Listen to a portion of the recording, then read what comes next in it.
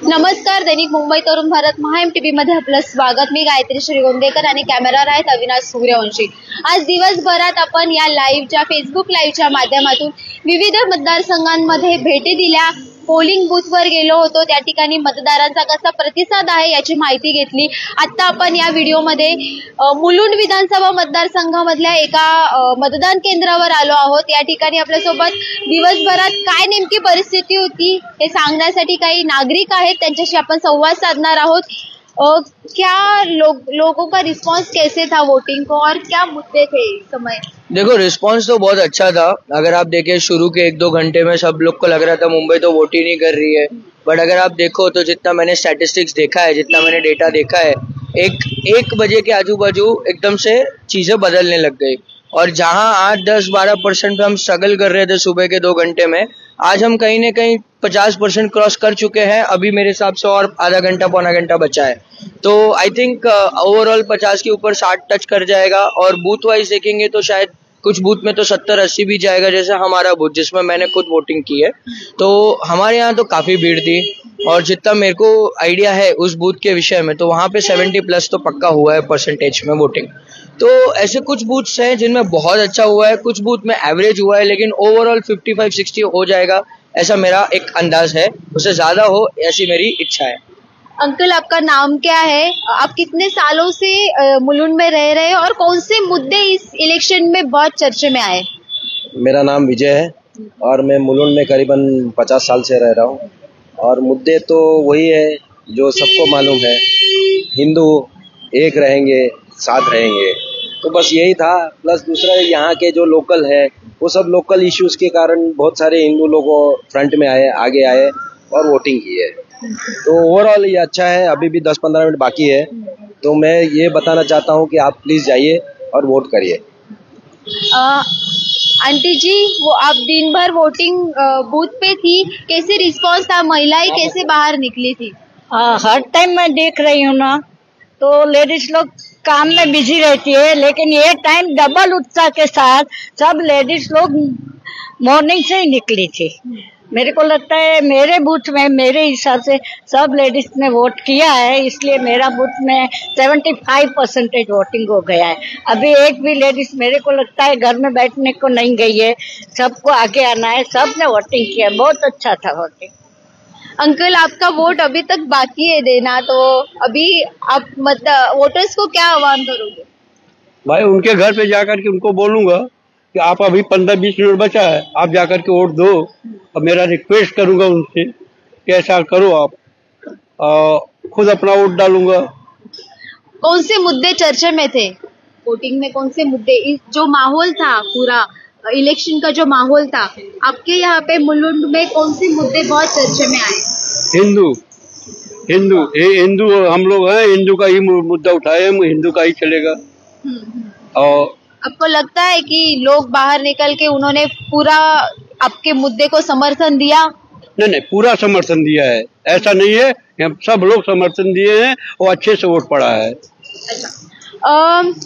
तुझं नाव सांग आणि दिवसभरात काय वातावरण होतं मुलुंड मध्ये?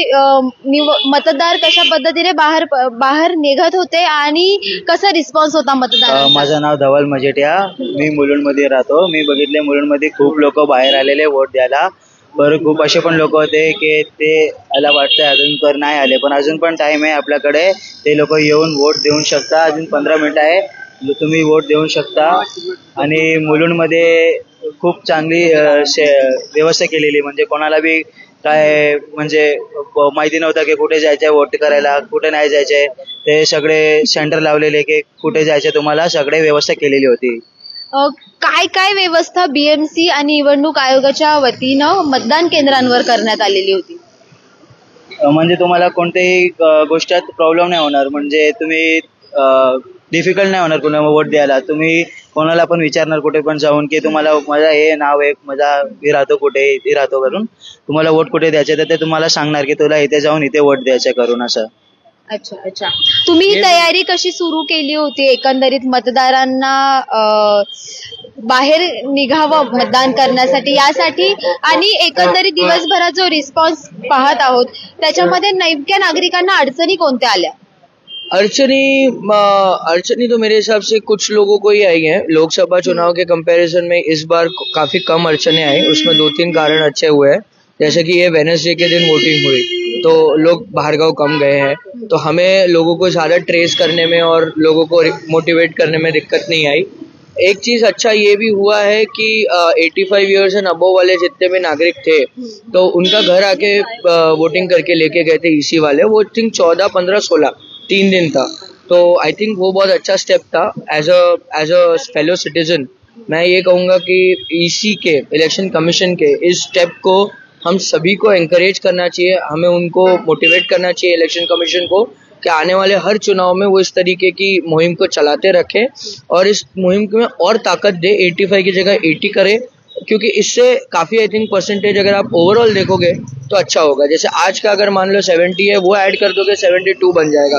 तो इस तरीके से जो 72 कभी नहीं होता वो आज 72 हो पा रहा है, क्योंकि कुछ 85 वाले जो घर बैठे थे उनको घर बैठ के उनको वोट करने मिल गया। ये एक बहुत अच्छी चीज है। मैं इलेक्शन कमीशन की इस पे पूरे दिल से तारीफ करूंगा। और एक मुद्दे वाली बात मेरे दिमाग में थी जो तभी बोलनी रह गई थी पिछली बार। मुद्दों में 1-2 मुद्दे और ऐसे हैं, जैसे हिंदू वाला मुद्दा जैसे सबने बताया वो तो है ही। दूसरा एक मुद्दा ऐसा है कि आपके करप्शन वर्सेस आपकी ऑनेस्टी का भी मुद्दा है। तो एक कैंडिडेट और एक पार्टी ऐसी है, मैं नाम नहीं लूंगा, जिनकी ट्रैक रिकॉर्ड काफी क्लीन है। एक पार्टी ऐसी है जिनका करप्शन उनके खून में है।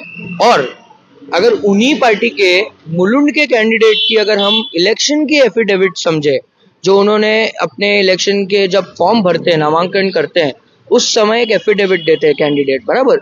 उस कैंडिडेट की अगर उस एफिडेविट को अगर एक आम आदमी अगर निरीक्षण करे उसका, तो उसको ये डर महसूस होना स्वाभाविक है कि मैं सेफ नहीं रहूंगा एज अ पर्सन ऑल्सो, क्योंकि वो कैंडिडेट के ऊपर 420 की धाराएं लगी है, अभी तक उसके ऊपर केस चल रहा है, उसको कोर्ट ने अभी तक बाइज्जत बरी नहीं किया है।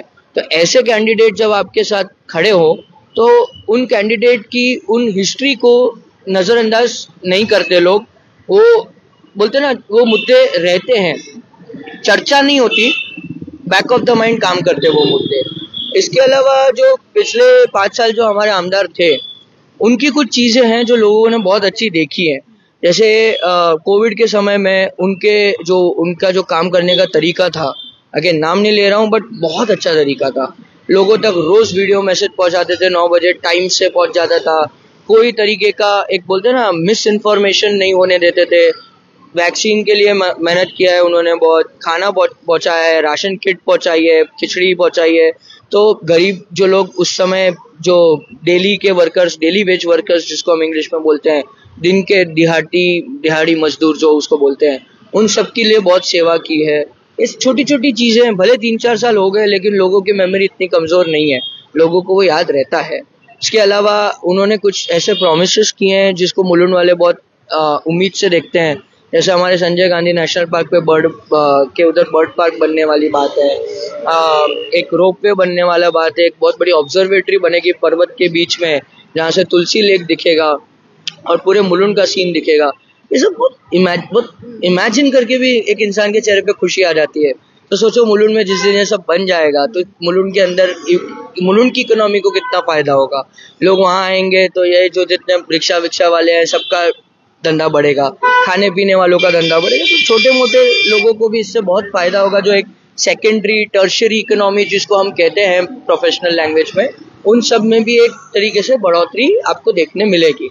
तो ऐसी बहुत सारी चीजें हैं। ये तो मैंने आपको, समय कम है तो 2-3 चीजें ही बताई है। ऐसे अगर मतलब मैं पॉलिटिकल विश्लेषक भी हूँ, तो मैं चाहूँ तो इसके ऊपर 1 घंटे की आपके साथ डिबेट भी आ सकता हूँ किसी दिन आपके चैनल पे। बट हाँ, इतना जरूर कहूँगा कि मुद्दों में करप्शन वर्सेस ऑनेस्टी, और एक हिंदुत्व में भी किसी के विरुद्ध नहीं, लेकिन हम एक होंगे तो सेफ रहेंगे। जो हमारे आदरणीय देश के पंत प्रधान ने जो हमें जो नारा दिया है, उसको कहीं ना कहीं लोगों ने एक्सेप्ट किया है। तो बस ये यूथ का रिस्पांस कैसा था? यूथ का रिस्पांस मोर ओवर अच्छा था, जितना मेरा अंडरस्टैंडिंग है, जितना मैंने अभी तक विश्लेषण किया है। क्योंकि लोगों को पता है कि उनके लिए जो चीजें इंपॉर्टेंट है, जैसे कि आपको ऑफिस जाना है, आपको देर हो रही है, अगर रास्ते खराब है, आपके एक्सीडेंट्स होंगे, आप स्पीड चलाओगे तो रास्ते इंपॉर्टेंट हो जाते हैं यूथ के लिए, खास करके मेट्रो इंपॉर्टेंट हो जाती है। तो ये सब जो सरकार आपको देने वाली है, उस सरकार के प्रति आपका एक बोलते ना एक ठहराव, एक झुकाव रहेगा, क्योंकि आपको उम्मीद है कि हाँ वहां से मेट्रो बन जाएगी, हाँ यहाँ मुझे पहुंचना है, मेरा रास्ता आसान हो जाएगा, मैं ऑफिस टाइम से पहुंचूंगा तो 10 मिनट जल्दी ज्यादा सो पाऊंगा। तो अच्छे रास्ते, मेट्रो, ये सारी चीजें यूथ को, हमें लगता है कि इस सब से क्या होता है, ये यूथ को ज्यादा अफेक्ट करता है क्योंकि यूथ इसको डेली यूज करता है। आप बोलो 50-60 साल के लोग उसको कम यूज करने वाले हैं, मेट्रो और रास्तों का ज्यादा यूज तो यंगस्टर्स करने वाले हैं, तो उनके लिए तो ये मुद्दे और बड़े हैं। साथ ही साथ आज के देश में एक यूथ का एटीट्यूड है नो नॉनसेंस एटीट्यूड, करप्शन वाली चीजें उनको बिल्कुल पसंद नहीं है। तो जिसकी इमेज क्लीन होगी उसे ही उसके तरफ एक यूथ का इंक्लिनेशन होगा। तो यूथ के ये 2-3 प्रामाणिक मुद्दे थे कि रोड्स वगैरह अच्छे हो, मेट्रो का काम पहले सबसे पहले हो जाए, मेट्रो के लिए डेस्परेशन है, तो उसका काम उसका एक पॉइंट है, और एक बाकी करप्शन, क्लीन इमेज, वो वाला एक पॉइंट है। ये यूथ के 3-4 मेन मुद्दे हैं।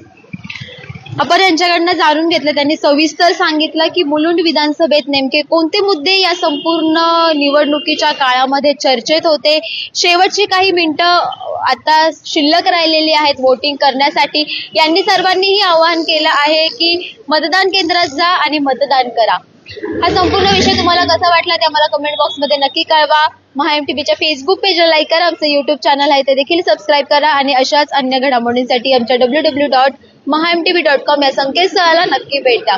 तूर्तास धन्यवाद।